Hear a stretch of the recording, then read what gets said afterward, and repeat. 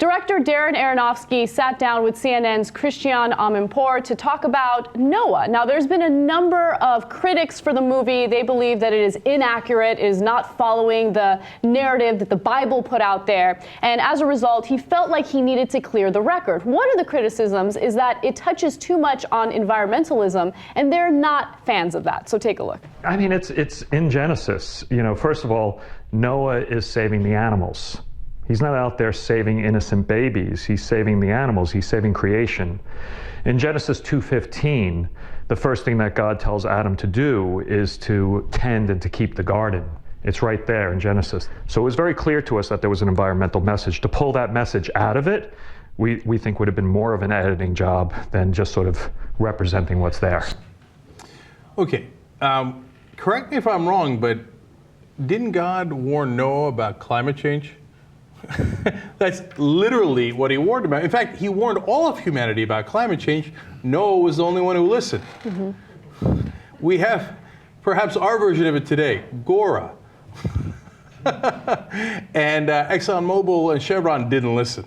Okay, now you take that any way you like, but that's literally what happened in this case. They were sinful, they did the wrong things, they harmed the planet, and so God said to Noah, protect everything on the planet that are animals, plants, etc., but not the humans. I got a different kind of climate change for them, okay? And now, when you go to protect the planet, so-called Christians say, how dare you? I find it unbelievable that there is a movie that panders to a Christian audience, and it's still not good enough. Like, oh, you're touching on real issues that impact our planet today? How dare you? You know what I mean? Like, maybe he should have thought about movies like Passion of the Christ, where, you know, Jesus Christ is whipped repeatedly for 3 hours straight, because that was a perfect movie. But any movie that talks about the environment and exactly what Genesis talks about in the Bible or writes about in the Bible, no, that's not okay. Again, another ridiculous conversation. Okay, one last thing on this. I know we sometimes belabor, we whip it like Jesus got whipped in Passion of the Christ, but if you're a loose Christian, bless your heart, meaning like you do good things, you go to church, you're good to people around you, you're probably, you know, as decent a person as you could find. And we played clips earlier today from my absolute role model, my hero, and it's Martin Luther King, who's a reverend. And in all those speeches, he talks about God. God standeth in the shadows. No, the demon standeth in the shadows, but God watches over his own, etc. And talked about the coming of the Lord, etc. Great guy, right? But if you're a fundamentalist Christian and you think like you're redeemed because this so-called Jesus Christ was whipped and mutilated and then brutally killed 2,000 years ago, you're a weirdo. Like, I know you grew up in it and you were brainwashed into it, so it's not your fault and I feel bad about it, but it's fundamentally weird. It's such a crazy idea. God loves me because he tortured his son 2,000 years ago. And yay, let's go to a movie where we see that son being just absolutely destroyed and pulverized and the skin ripped off his back and then hung on a cross and dies. Yay, Christianity! There's something wrong with you, man, if you get off on that. If you take pleasure in helping others, then you're a great person. And that's part and parcel of what a lot of Christians do. You get off on that kind of brutality, I think moderate Christians are, as Anna described, and they're the majority of Christians in this country. The liberal Christians are much better people than I am. I'm not saying that to be patronizing, okay? But they believe in turning the other cheek, like Jesus said. I don't turn the other cheek. I have a vengeance streak in me, okay? Mm-hmm. I think everybody who watches the show knows that, right? And I don't spend all my time helping the poor or the needy. I don't go every Sunday to a soup kitchen, etc. And liberal Christians do that. They're better people than I am, and I love them for it. It depends on how you interpret this stuff. The text is wrong, but the interpretation shows what kind of person you are. Mm-hmm. Okay, Steve. You know, I agree that liberal Christians, moderate Christians are better than the fundamentalists. But I will say this. I think it makes more sense to me to either be atheist and not believe it at all, or be all in and believe it the way the fundamentalists do, okay? Because I don't understand the moderate liberal Christians, the people who are not insane, yet either conveniently leave out the insane portions of it and believe only what they think is rational.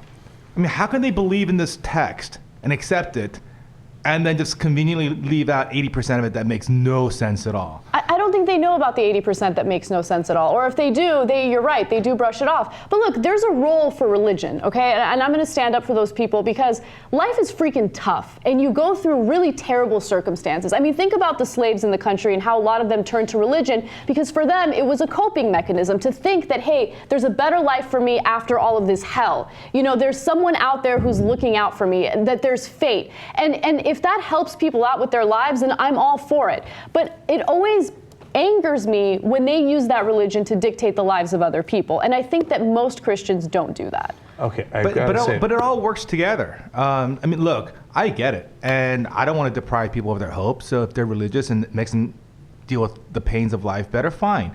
But my point is this, okay? It is the moderate Christians who are otherwise good who make it more difficult to truly get rid of and denounce religion because they put a good face to it. And then there's that ugly face to religion from the fundamentalists, which none of us like. But they kind of work together in many ways. You're technically and logically correct, Steve.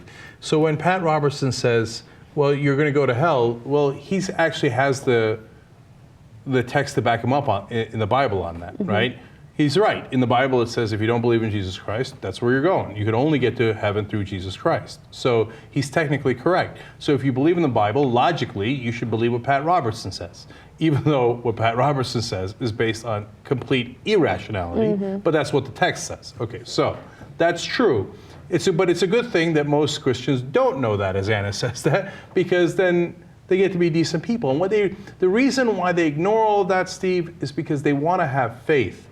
And faith does make a lot of sense, and it's something you can't really argue. It's vague, and it's a feeling that people have, etc. All of the good things that Anna mentioned, and they don't know how to have that faith other than through this vehicle that they have been given, right? And what we're trying to tell people is you don't need that vehicle, right? And super last thing is the slaves. So yes, it gave them hope, and it made their life a little bit more bearable. But unfortunately, that's why Steve is ultimately right that we have to get rid of religion entirely, because that's why they did it. They didn't. When they brought the slaves over to this country, they did two things. They immediately made them Christians, and then they took away all their books. Okay, and it's not like they came with books, but they said you're not allowed to learn. Okay, isn't that interesting? Now, normally you would think, what difference does it make?